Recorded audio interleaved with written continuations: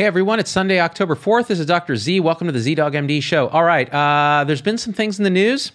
Donald Trump has COVID-19. This is really an amazing development, completely predictable actually if you watch back. You know, the retrospectoscope is always 20/20 hindsight, right? If you look back and see where the exposure patterns and all that were, particularly the SCOTUS ceremony, going out on the campaign trail, all of that stuff. So what I want to do today, though, is in this live show, we're going live to Facebook. We'll put it up on the replay on YouTube. And of course, supporters who subscribe on both YouTube and Facebook will get their own version after this, where we have a more in-depth discussion, taking your comments and all of that. But I'll still take some comments at the end of this, so stay tuned. I want to get into kind of a lot of the nuance of what Donald Trump's COVID-19 diagnosis means, what we can learn from it, how he's being treated, what it means for VIP medicine, for the therapeutics, and for the general understanding of risk of this disease. How we respond to it depends on our risk. So when it was announced that he tested positive along with Melania and Hope Hicks, and then the circle started to widen, it immediately made me think of a show we just did about how COVID-19 is felt to spread. And in a way, it spreads in this over-dispersed way. That's a fancy way of saying it clusters in super spreader events. There are certain individuals that are more likely to spread this disease than others. So 10 or 20% of the population of people who get infected cause 80% maybe of the actual spread of infection. So it's not a linear thing. Like if you get infected, you might infect nobody or infect one person, but if you're unlucky and you're one of those super spreaders, you just emit a lot of virus. And then you combine that with enclosed indoor locations, poor ventilation, lack of distancing, lack of masks, all of that. You have a recipe for a lot of people getting sick from a single super spreader event. And looking back through what happened, undoubtedly, at some point in that chain, when they backward contact trace, they'll isolate, okay, this was a venue where things really started to go out of hand, or there's a single super spreader that's going from venue to venue, and it's the common cause of other infections. The second thing I thought was, well, they just had a debate, and Biden was on the same stage along with Chris Wallace, and they're in this triangle basically shouting at each other for 2 hours. Well, we know that high amounts of emission can occur during loud talking, singing, shouting, and enclosed spaces with poor ventilation. Now, presumably they had good ventilation. People weren't wearing masks, obviously. But you do worry because the formula for this is time of exposure. So the longer you're exposed to the infected individual, those other factors like projecting a voice, are they a super spreader? How's the ventilation? You know, these kind of things, and the susceptibility of other people. So just because Joe Biden tests negative does not mean he's not going to be infected from that venue or something else, right? Which then gets me back to more things we can learn from the infection process. So, and I want to get this out of the way. This is very important. The people who are out there wishing harm on the president, on social media, publicly, that kind of thing, that's a really bad thing to do. Just as a human being, it's a bad thing to do. It doesn't matter what you feel about the president. I'm trying to be completely apolitical on this, right? As a moderate, it doesn't matter how you feel about the president. Wishing bodily harm or death on another human being, it doesn't matter who they are, is just not good karma for you. It's not widening your circle of compassion. It doesn't matter. We can hope that good comes of this no matter what. And that good doesn't mean that you have to wish harm on another human being, right? Due to some retribution or justice or whatever you think it is. So getting that out of the way, going back to sort of transmission chain, it was really interesting reading about in the Supreme Court nomination ceremony, the way they were handling that. So what presumably happened is people would show up for the ceremony, they were wearing masks, and then they would get a rapid antigen test. I believe it's Abbott's antigen test, where they swab the nasal passages there, not going very deep, but it's not a PCR test. It's an antigen test, okay? What that means is it's less sensitive and less specific than a PCR test. So you're going to catch less cases, so you may have false negatives, where someone's actually infected, but they don't test positive. And you may have false positives as well, where somebody's negative, but they do test positive.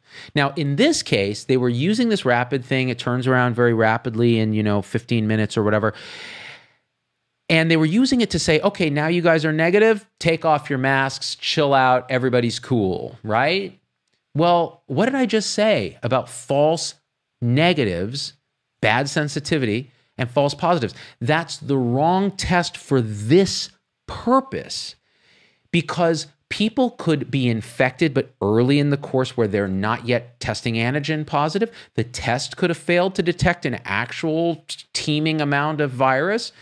There's a whole series of things that could have gone wrong. So to then give everybody a carte blanche to not distance, not wear masks, hug each other, shake hands, and that's what was happening at this thing. And this is the thing, I've talked about Scott Atlas, Dr. Scott Atlas on the show with Jay Bhattacharya about how, he's really been kind of crucified by, Stanford folks and all of that. But, he was at this thing mingling around, shaking hands and that sort of thing. And I feel like as a doctor, you really ought to be advising, well, okay, this isn't the best way to lower risk. There may be a better way to do this, right? So again, it's about risk. You have a bunch of old people there, many with comorbidities. You have the guy from Notre Dame, the president. You have the president and his wife. You have a bunch of old senators wandering around. This is not a low-risk group. If this were a bunch of college kids, you could make the argument, okay, if we miss a few, they get a little infected, their risk of dying is relatively low, their risk of spreading it is not zero. But hey, you could make some arguments about risk and who we want out in the world taking those risks and who we don't. I'll tell you who I don't want out in the world taking risks are politicians and leaders upon whom our national security depends. So that was a complete cluster F of how to actually manage risk. And again, the left will say it's an indicative of the right's inability to understand science, risk, and how they're downplaying this, right? And the right will say, well, we did these things. So again, forget about the politics. We tested and we did this. And forget about all this stuff. This is what happened, all right? So this is how we have to think about risk. Like, again, I don't mind if it's college kids doing that in terms of risk. I do mind if it's a 74-year-old president. Now, let's talk about the 74-year-old president. What are his risk factors now that he's positive? And he had symptoms, so he wasn't just an asymptomatic carrier. And again, I don't want to get into, did he go out and campaign and do things like this knowing he was positive or knowing that he could have been positive? At this point, it doesn't matter. We can do the retrospective look at that later. What I care about is, okay, so what are his risk factors? He's 74, so he's older than 65, puts him in a high-risk category. Just so you know, 80% of the 207,000 deaths in the United States have been individuals 65 and older. 80% of the deaths are individuals 65 and older. Okay, so he's in a high-risk group. What else makes him high risk? He's male. That's another high-risk factor. He's obese. That's another high-risk factor. By the way, I see people donating to me by PayPal here. I'll read those at the end of the show. Thank you for supporting independent content and not making it so advertiser-driven, trying to transcend and make social media better. Thank you for supporting stuff you care about. What's a third risk factor for him? Well, there's some talk that he has some low-grade hypertension. We know his diet isn't great, but that's speculation. And again, I'm not his doctor, so I'm not going to speculate on that. But this is basically what we think are his risk factors. Well, now what happened? Well, what we understand from what his doctors are saying at Walter Reed, which is an incredible establishment, and I'm sure he has the best care, which we're going to talk about VIP care, is that at some point, his blood oxygen level did dip into the 93 range. That's concerning. That is a concerning sign. It was concerning enough that they wanted to bring him into the hospital. Okay, well, that raises his risk factor. Just if you look at all the statistics, if you end up in the hospital, your blood oxygen dropped, and you have those risk factors, your overall mortality, according to data that was posted by Eric Topol on Twitter, is roughly 32%. So about a third of those patients statistically will die. Well, should we be gripping our nails and very concerned for Donald Trump? Well, we should be, right? But let me elaborate on this. So what ends up happening? Well, he gets a few different interventions. He's getting the usual homeopathic stuff, zinc, vitamin D, famotidine, which is an acid blocker that they're studying for, stomach acid blocker they're studying for COVID. Again, we don't have great data yet. And he's taking a baby aspirin or an aspirin daily. And again, with his age and risk factors, he might be doing that anyways, depending on the data and what other stuff he has going on that we're not privy to, right? But COVID-19 is known to dysregulate blood clotting, and so that's not an unreasonable intervention in that setting. So you have that. But what else did he get? He got Regeneron's monoclonal antibody cocktail. Now, what is a monoclonal antibody and what does it do? So let me see if I can explain this simply. You've heard of convalescent plasma. Convalescent plasma is a fraction of the blood that's removed from patients who've recovered from COVID-19. Presumably, it contains antibodies that the patient has made against the SARS coronavirus 2. And by infusing it into a patient with active coronavirus disease, you presume that those antibodies will bind to the virus and help your immune response to contain the viral replication. Now, what's the downside of convalescent plasma? It has a mix of all kinds of stuff. So it has antibodies that don't necessarily neutralize the virus, but they may bind to the virus. And in some cases, that can actually enhance viral uptake. I'm not saying that's what happens with SARS-CoV-2, but it does happen with things like dengue. It's so-called antibody-mediated enhancement. So when you don't bind to the right part of the virus, you can actually cause the virus to be recognized and pulled into the very cells it's trying to infect. Now, again, we don't know that that occurs with SARS-CoV-2, but it's certainly a risk. And the data on convalescent plasma is still pretty soft. We're waiting on really good prospective randomized controlled trials to see. And it's not without risk because of the other components. You can have allergic reactions and that sort of thing, kind of similar to a transfusion reaction, right? But what did the president get? The president got monoclonal antibodies. These are designed to bind to the actual business end of the virus, the spike protein and on the capsule of the virus that's responsible for binding to human cells and bringing it into the cell. Those are neutralizing antibodies. And what that means, and I'd encourage you to watch the interview I did with Paul Offit where we went through this. There's a couple on my website, ZDoggMD.com. What that means is that the virus is actually knocked out by antibodies binding to it, by the immune response that's triggered by that, and so on. And so they neutralize the virus.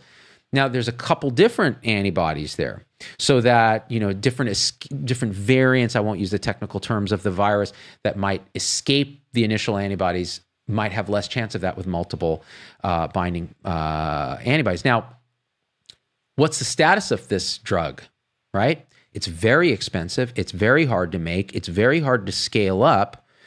And only 10 people, including the president, have gotten it outside of the current ongoing randomized controlled trials in humans under compassionate use. The president is one of them.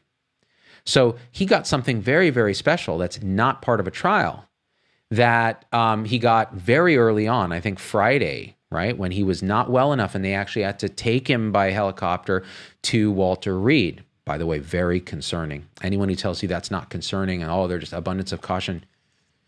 Something was going on with the president that concerned the doctors enough that they wanted to take these actions. And that's fine. You want to do that. Now, let's talk about this for a second.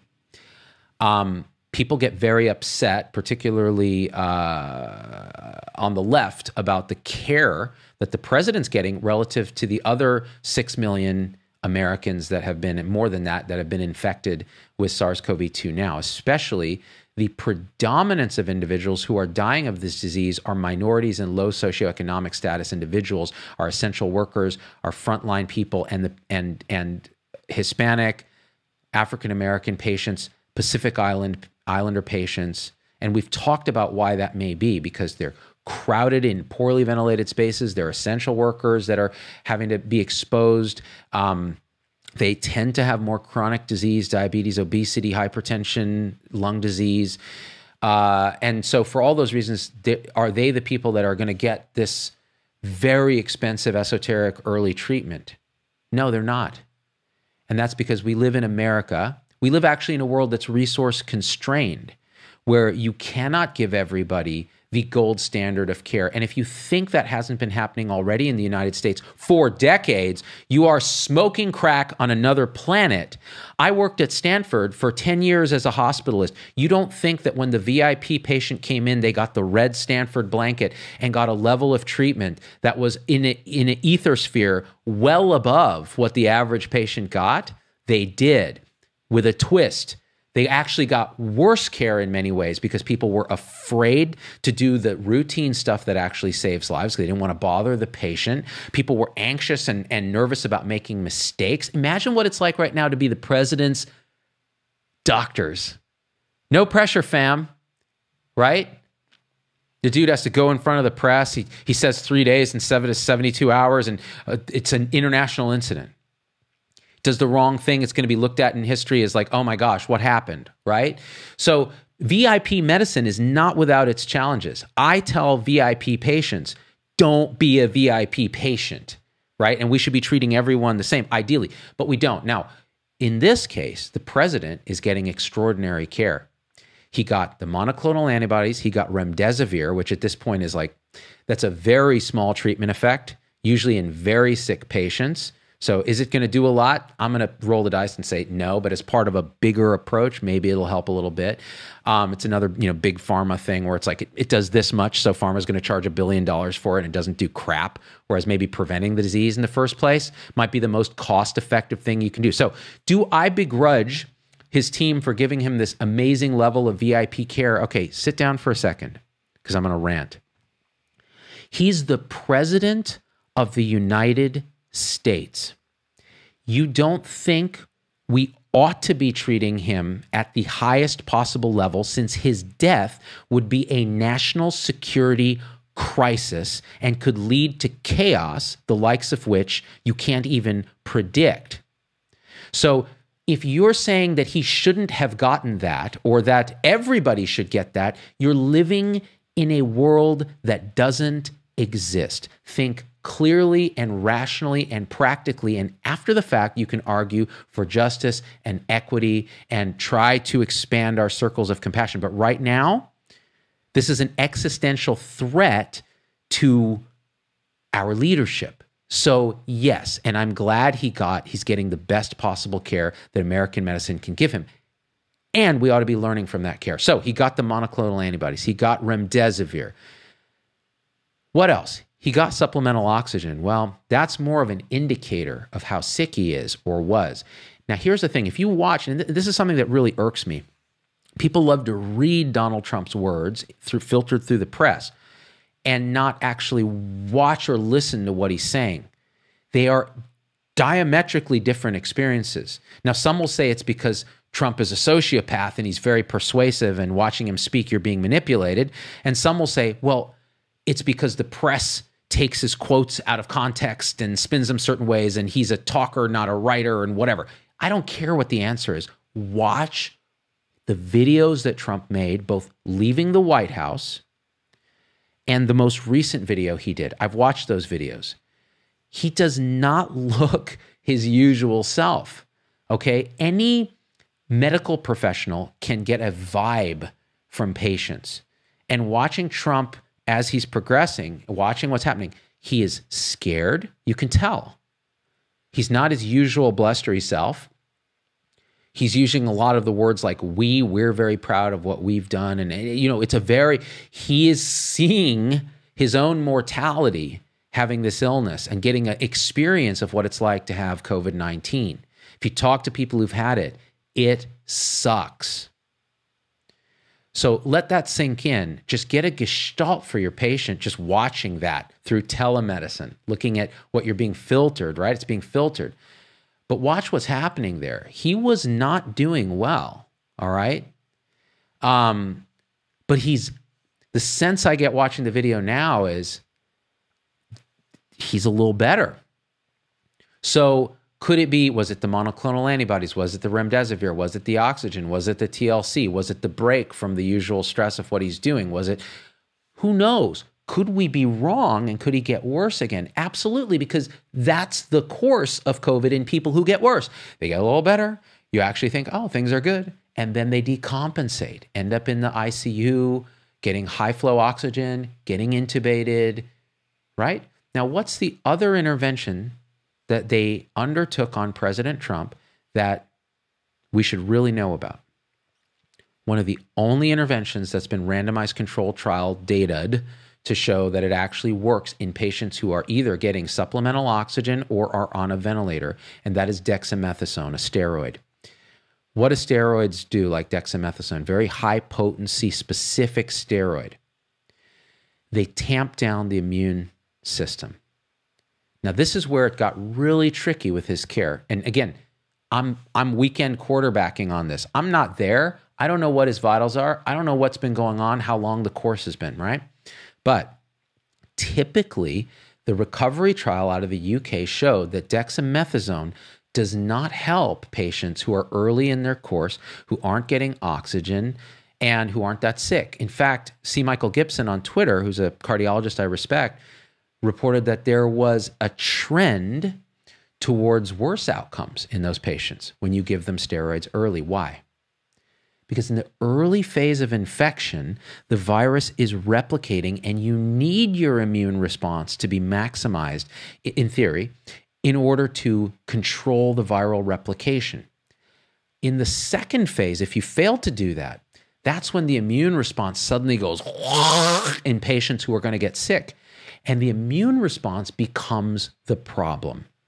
Whether it's this bradykinin storm they're talking about now, cytokine storm, the huge amount of fluid and goo and hyaluronic membranes and stuff that form in the lungs, all of that is an immune response. And so dexamethasone given during the very severe phase of illness showed pretty good outcomes on mortality and outcomes. Well, so he got dexamethasone. Did his doctors make a mistake? Did they give it too early? Well, it turns out now it's clear he was on supplemental oxygen. So they used their judgment based on that and said, let's give him Dex. There you go. Is that a good sign, a bad sign? What's going on? Hard to know because it's still quite early. But again, he is getting the gold standard of care. Notice what they're not mentioning. Hydrochlorothiazide, ivermectin, these other drugs that everyone was rumbling about that were so politicized. No one's talking about him getting those right now. Right? These are the drugs that have been studied so far or are in studies right now. So that's where he is now in his treatment. If you eyeball him on the last video, he's tired. He, you know what struck me a little bit is that his mentation, let me explain that word for people who aren't doctors and nurses and healthcare people. Mentation is a fancy way of saying, how's he thinking? How's his cognition? When he did the last video he did, he's looking at the camera. It's not clear that he's looking at cue cards or anything like that, which is not something that he loves to do anyways. And you can tell that he's going down a path and he's talking and he's saying, well, you know, this is the thing. They wanted me to stay in the White House. That's not who I am. Leaders don't do that. I came here. I wanted to be involved, this and that. Melania is doing well, by the way. She sends her regards, this and that. I want to thank the doctors. I want to thank the world leaders who said this, who've been doing this. These doctors are great.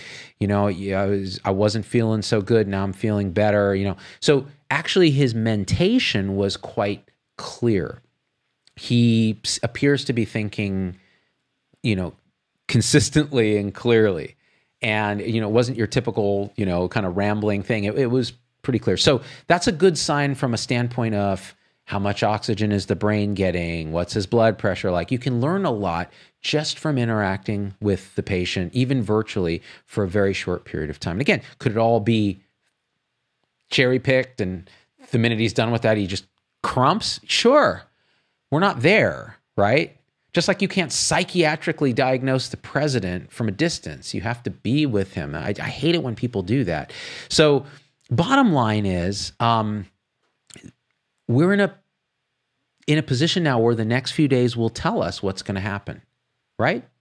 We've seen the effect of VIP medicine. We've seen the effect of being lax with the science of risk on COVID-19, which we've talked about on the show. We underestimate risk in the elders and we overestimate it in the young. And so our response is completely backwards. We quarantine the young at home and then we let the old do SCOTUS parties. So we really need to think about what we're doing and what we can learn from this. It's an election year. People are going to be a-holes about it. I get it. Don't do it. So, we're in a position where you've got the president in the hospital. It's pretty unprecedented. I mean, I remember when Reagan got shot. It was a big deal. Regardless of politics, people pulled together. And I'm seeing less of that here. We're so polarized by social media. We're so manipulated by algorithms and by the media that we won't come together and say, you know what? We'll hold him accountable when he gets out for doing the right thing for COVID based on risk and based on a big picture that he has access to that also, remember, not all of us have access to. Doctors see a narrow window of very sick people in the hospital. Economists see the window of this calamity of poverty and hunger and unemployment that's going to harm us. Teachers see kids not getting looked after in education in the way that they're used to and getting abused at home and no one to monitor that, no escape route. So all this we've talked about. So I think what we need to do today, it's Sunday, this is my Sunday sermon. Let's widen our circles of compassion. Let's have some love and understanding and channel it through us in the face of human suffering, no matter who it is, no matter what your politics are, no matter what your sense of justice and inequity is. Let's do that. And I suspect if we look inwards and channel that kind of love, the world will start to change in a way that shouting on Twitter and screaming at each other and polarizing and generating this hateful, negative energy will never accomplish. So that's my call to action. I'm trying myself to do that. Now, my second call to action is this. I've talked a lot about how I think social media is really hurting us. After a lot of discussion with the moderators of the group, we have a group of 52,000 people called the ZPac Tribe Talk group that during an election year, it's gotten harder and harder and harder to see the value of that group.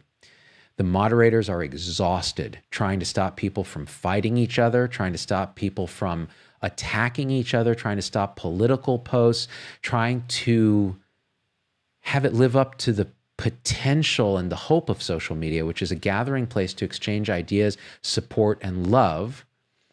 And we decided, we made a very difficult decision to shut it down until people either start to wake up a little or the election's over or we never start it up again. Because I've decided primum non nocere, do no harm. And I feel like that group is doing harm right now. And it's hard to do because it's 52,000 people, and some people are so lovely there, doctors and nurses and patients all together exchanging ideas. And we have to shut it down because we're so polarized that we cannot show love in the face of suffering to each other. Now, my hope is there are other ways to do this. We have the supporter group. These are subscribers. Why they're paying $4.99 a month? Why? Because they actually care about this stuff. It immediately weeds out people that just want to express anger or hatred or negativity or want some secondary gain of getting attention. These are people that care. My supporters, and there's about 7,400 of them right now. It is the most beautiful experience to be with them on live shows where we have discussions. And the discussion group we have called Supporter Tribe is closed. It's curated by me, and it's a beautiful, beautiful place. So maybe that's where we can learn how to do it better, and then I can open it back up to the public. But if that's a place you want to be and you want to support content like this that's independent, without a ton of sponsors and all this other stuff where I have to look over my back. Did I say the wrong thing and piss off the monoclonal antibody maker Regeneron? Maybe I should have been more careful about what I said. I never, ever censor myself like that. And with supporters, you get all the F-bombs too. So that's my pitch, guys. I think we can make things much, much better. I love you. Please do me a favor, whether you support us or not, share the show, have the discussions in a civil way. I'm actually really deeply rooting for the president and for his team to get him well again, so then we can yell at him for doing the right thing about COVID. All right, guys, I love you, and we are out. Peace.